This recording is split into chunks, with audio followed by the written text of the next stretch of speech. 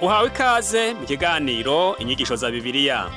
Muri iki kiganiro tugenda turaba ibice vy'ivyanditswe muri Bibiliya yera ijambo ry'Imana, tukarimbura insiguro yavyo. Ni ikiganiro gitanga inyigisho z'ivyanditswe vyera mu kiringo c'imyaka 5.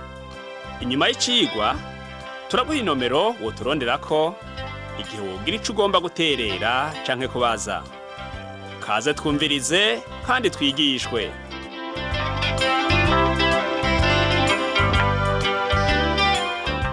Nshuti nawe mugenzi uri kurumviriza kino cigwa c'inyigisho za Bibiliya, ndakuramukije amahoro y'umwami wacu Yesu Kristo abane nawe. Uri kumwe na Pastor Samuel Nsabimbona asanzwe ndakigushikiriza. Mu cigwa giheruka twarabonye amamuko ya Yohana Umubatizi hamwe na Yesu Kristo umwana w'Imana nzima yigize umuntu. Twarabonye uko Mutama Simeyoni yashimye Imana cane abonye Yesu Kristo kuko yari yarasezeraniwe ko atazopfa atabonye Mesiya. Ana nawe nyene ntiyatanzwe gushima Imana kuko nawe ubwiwe yari yarabariwe arindiranye igishika ico gitangaza co kubona umwana w'Imana.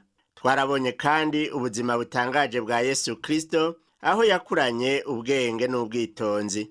Uyu munsi twagomba twongere turabe inkuru z'uwo Yohana Umubatizi hamwe n'ingene Yesu yatanguye ibikorwa vyari vyaramuzanye. Reka rero dushishikare dusoma mu gitabo c'ubutumwa bwiza uko bwanditswe na Luka mu gihimba ca 3, turaza guhera ku murongo w'8 tugeze mu gihimba ca 4 ku murongo wa 2. Reka rero dushishikare n'iki gihimba ca 3 dusome umurongo w'8. Haravuga ngo, nuko mwami ivyamwa bikwiranye n'ukwihana, kandi ntimutangure kwiyumvira mu mitima ngo dufise Aburahamu niwe sogokuruza. Ndababwira yuko aya mabuye Imana ishobora kuyavyuramwo abana ba Aburahamu. Ubutumwa bwa Yohana bwari ubwo kwihana ivyaha. Ubwo butumwa butandukanye n'ubwo twumva muri iyi minsi, ariko kwihana ni kimwe mu bigize ukwizera. Pawulo niwe yandikiye abizera b'i Tesalonike mu ikete ryiwe rya mbere ati, kuko bose bivugira ubwabo inkuru z'uko twaje muri mwebwe, kandi ingene mwahindukiriye Imana mugaheba ibigirwamana ngo mukorere Imana nyakuri kandi nzima. Ntawogaruka ku Mana atabanje kuja kure yayo ngo agire ibimutwara. Iyo uhindukiriye ikintu haba hari ikindi ubuhevye. Iyo ugarutse ku Mana uba uvavanuye n'icaha. Iyo wizeye Kristo Yesu nk'umucunguzi wawe vyanka bikunda ubuhevye ivy'isi. Birashoboka ko wumvise ivy'urukundo rw'Imana ukaba utarashika kugukizwa, ndetse ukaba wibaza igituma bikakuyobera. Ni ngombwa cane ko wumva kandi ukumvira ijwi ry'ugusemererera mu matwi avuga ati niwihane. Kwihana sibwo butumwa bugezweko muri iyi minsi, ahubwo hasigaye higishwa ibijanye n'ubuntu bw'Imana. Ariko kandi wari ukwiye kumenya yuko iyo wakiriye ubuntu bw'Imana ukayigarukako bibanza kugusaba guheba ivyaha. Uramutse utaretse ivyaha naho ntuba wagarutse ku Mana vy'ukuri. Kwihana ni kimwe mu bigize agakiza. Ubutumwa bwiza buravuga buti, izera umwami Yesu urakira. Aho ni mu Vyakozwe n'Intumwa igihimba ca 16 umurongo wa 31. Nawe rero nshuti yanje niwizere urakira, Yesu aheza gushoboze kwama ivyamwa bibereye abihanye. Ukwihana ivyaha Yohana yigisha n'ukwakira Kristo nk'umukiza, ugahindukira uva mu vyaha, ukumvira Imana ikakurongora muri vyose.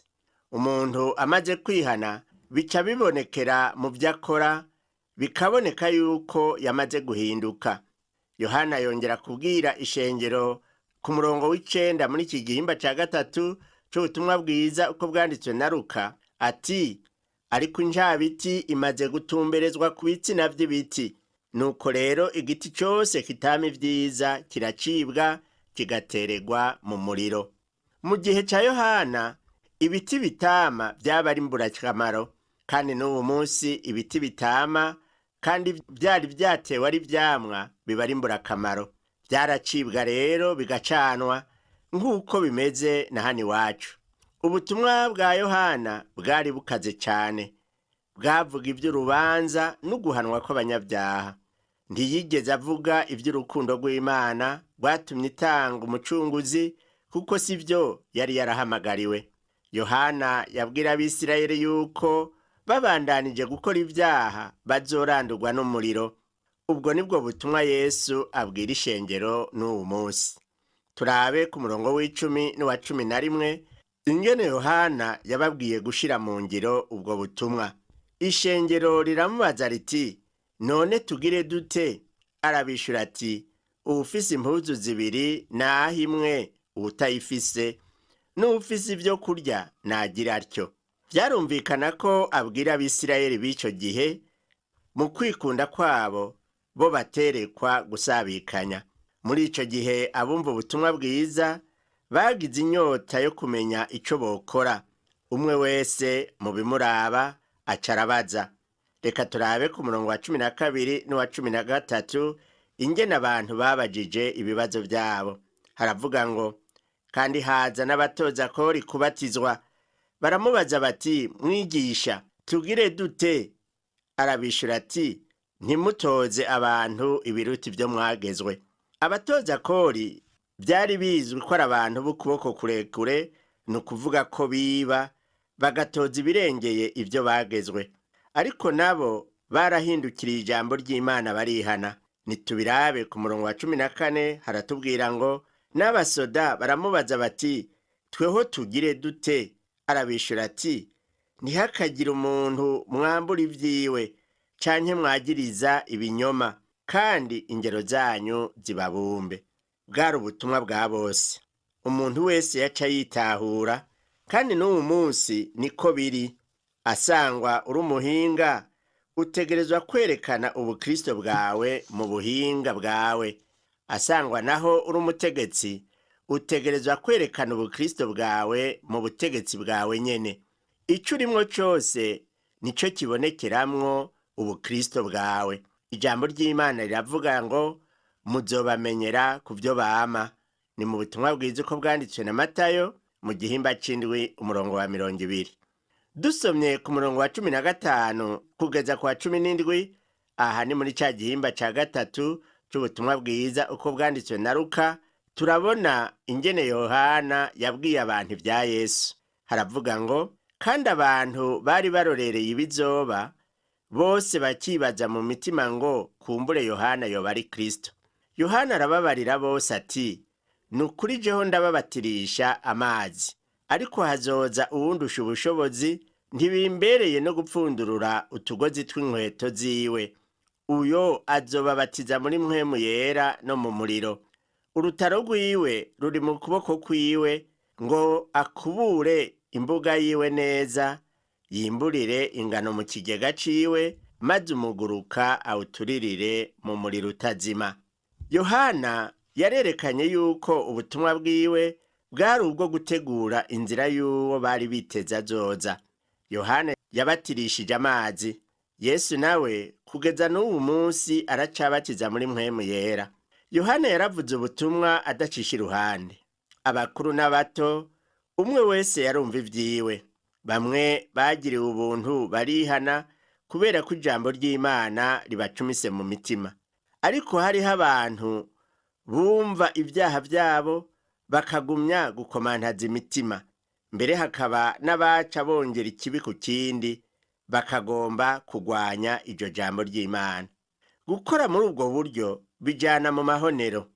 Abantu bamwe bitiranya ibyo Yohana yavuze ku muriro n'ivyabaye kuri Pentekote, igihe mpwemu yera yururuka hakaboneka ibirimi vy'umuriro ku mitwe y'abantu.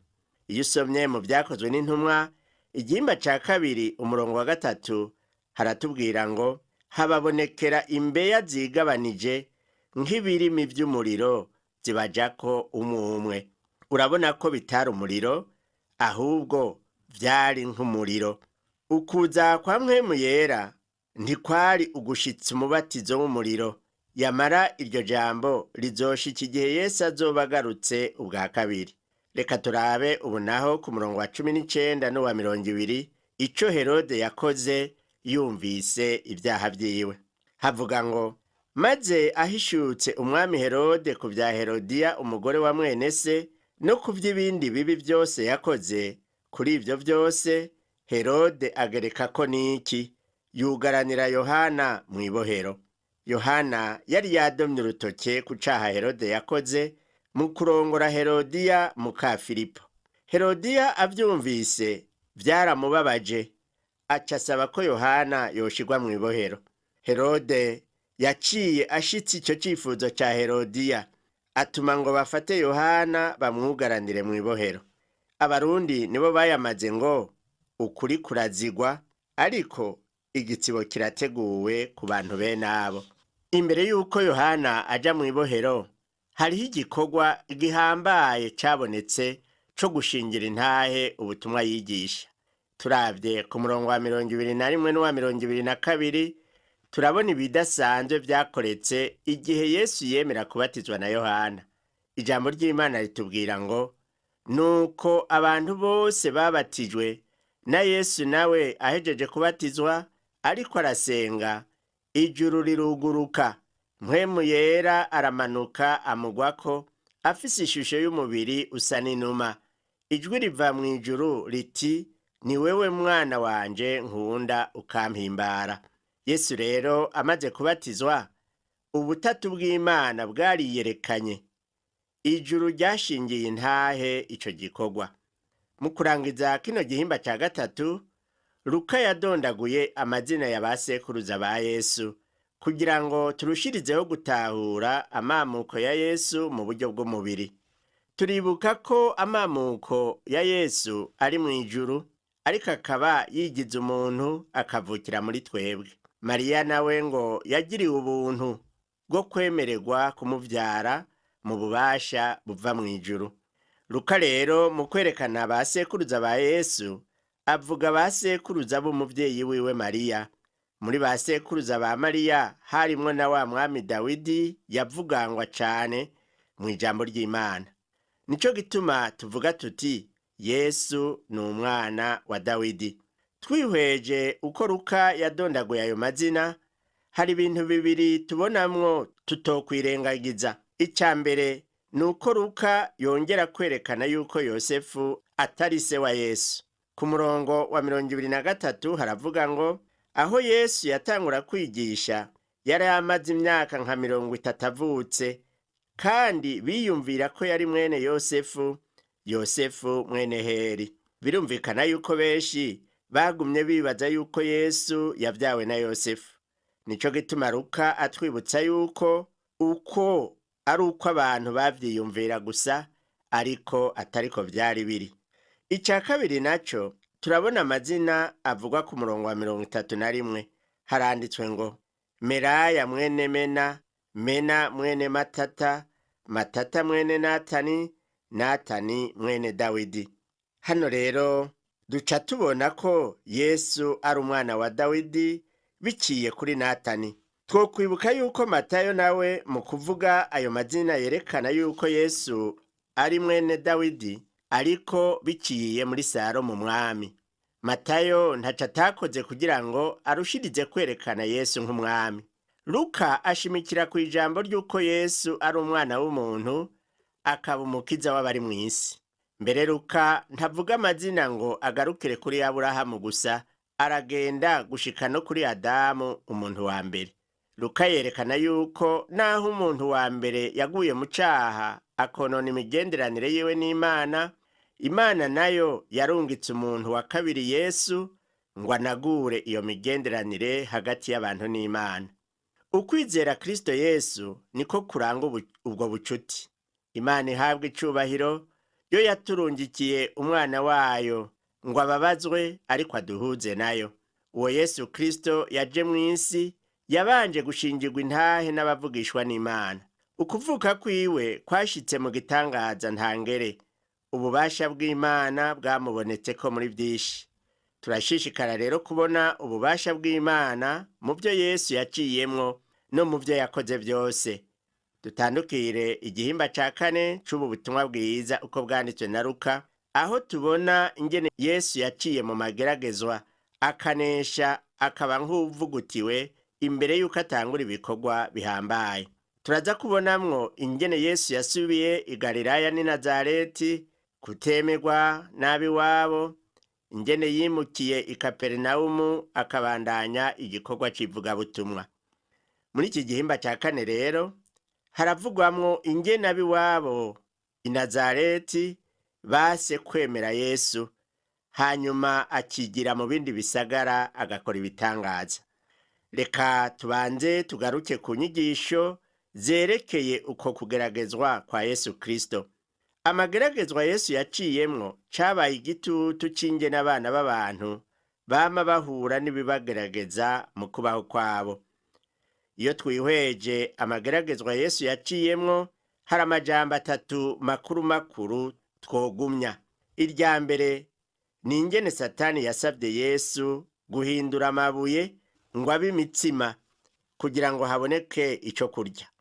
Mu bisanzwe mu mutsima nta kibi kirimwo.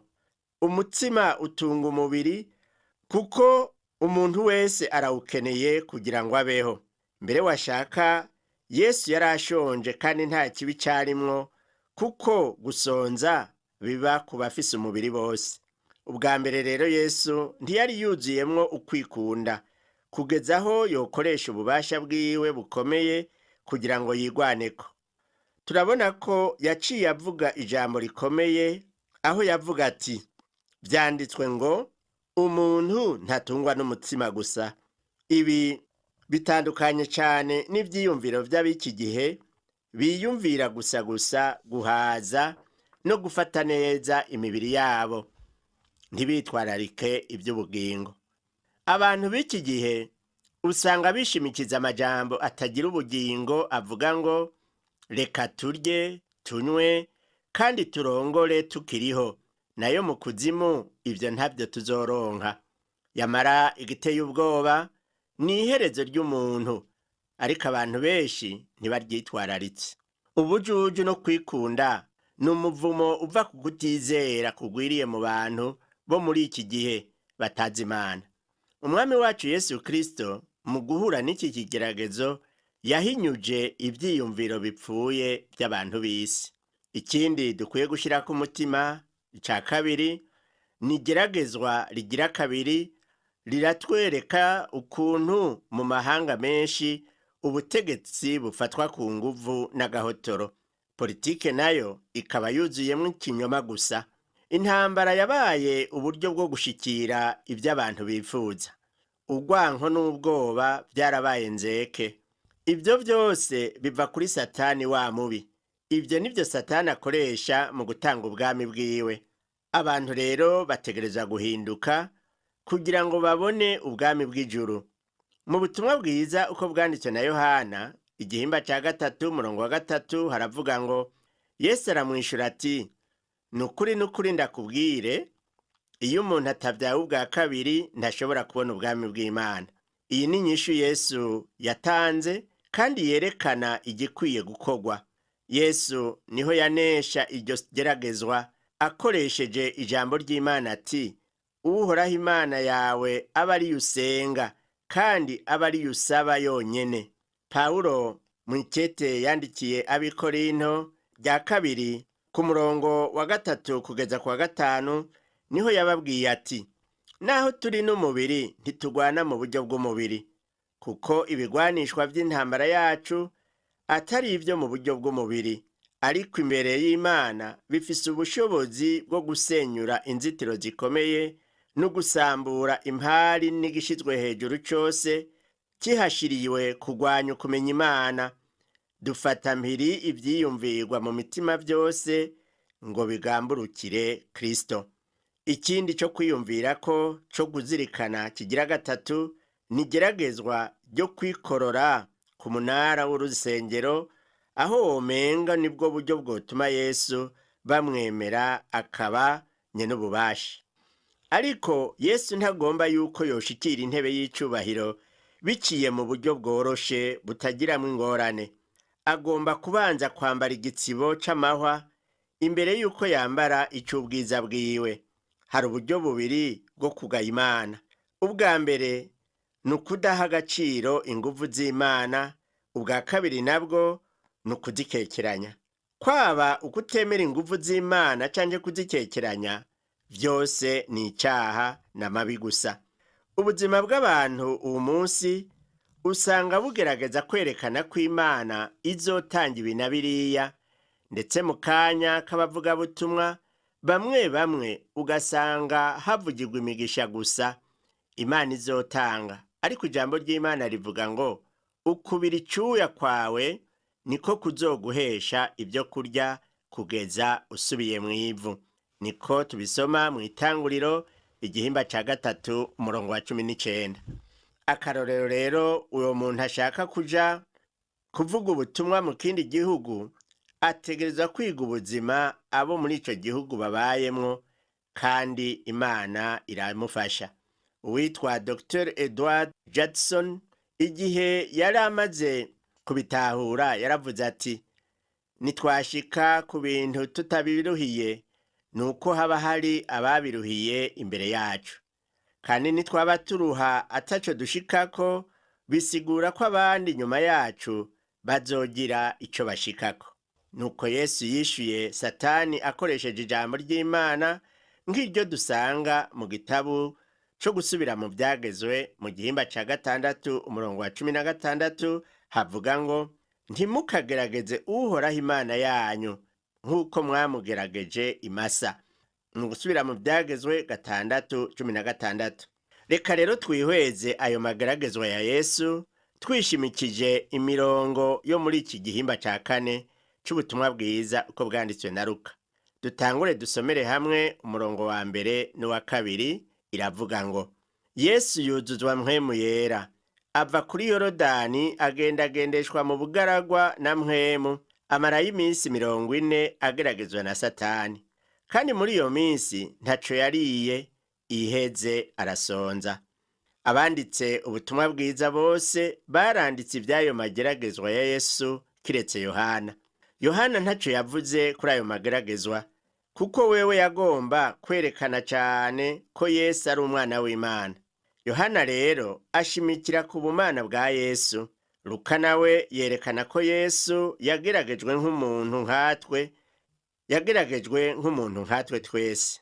Yahuye n'ingorane nk'izo tubona mu isi uwu munsi, maze arazinesha. Yaratuneshereje natwe. Arakabona anesheje kanatsinda ngo yari yuzuye mpwemu yera.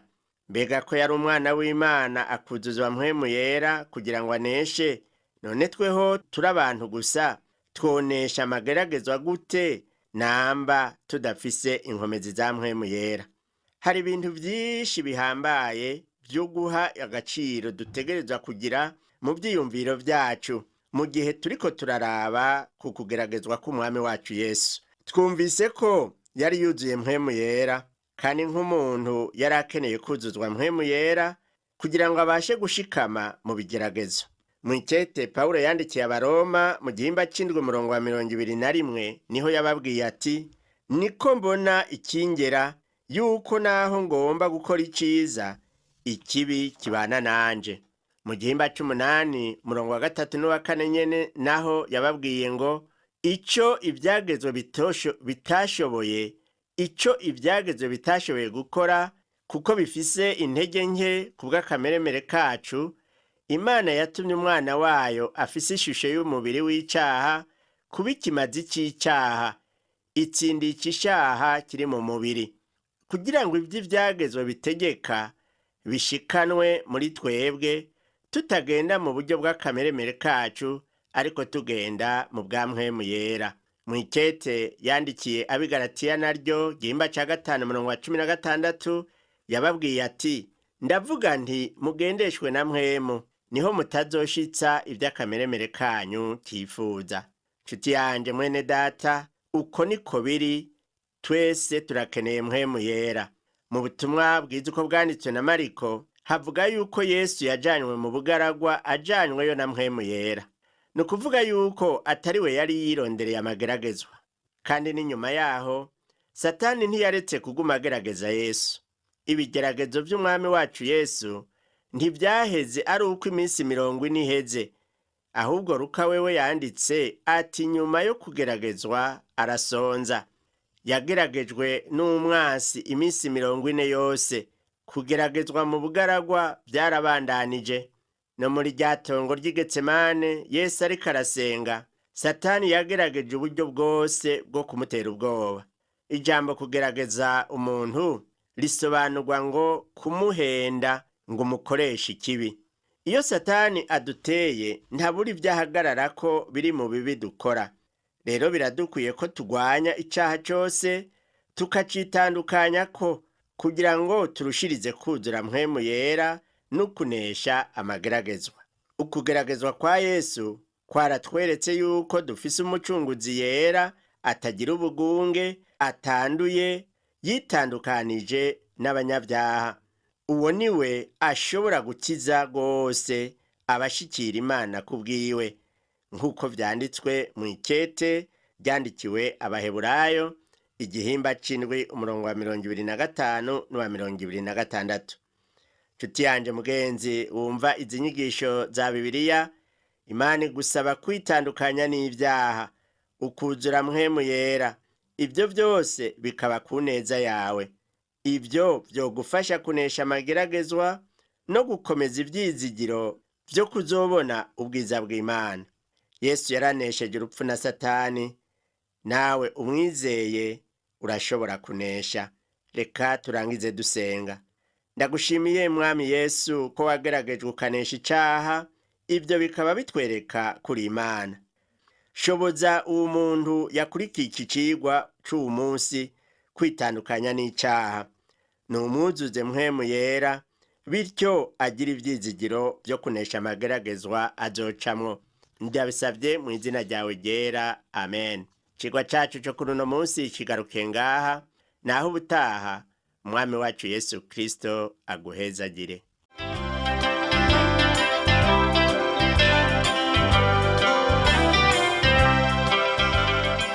Wakoze kumviriza icigwa c'ijambo ry'Imana c'uyu munsi. Ushobora kumviriza n'ibindi biganiro by'inyigisho za Bibiliya canke ukabikwega kuri uru rubuga rwa interinete rukurikira: http utuburungu tubiri uturongo tubiri duhengetse ttb akaburungu twr org. Ushobora kumviriza ikiganiro cyo muri indwi canke ugafyonda ahanditswe ngo rondera ukurikije itariki kugira ngo wumvirize ikiganiro camaze kurengana. Ushobora no gufyonda ahanditswe ngo rondera ukurikije ibyanditswe kugira ngo wumve ibiri muri ico gice cy'ibyanditswe byera ugomba. Ufise ico wunganira canke ubaza, twandikire. Email ni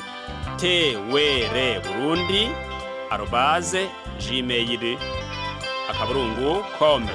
Ushobora kandi kudusanga kuri Facebook yitwa TWR Burundi. Ushobora no kutwakura kuri telefone yo mu biro, inomero ni 22 24 26 57 mu masaha y'akazi, canke kuri telefone ngendanwa, inomero ni 69 67 12 77 79 74 19 93. Dusanga kandi kuri WhatsApp, nimero ni 79 38 71 99. Yesu aguhezagire.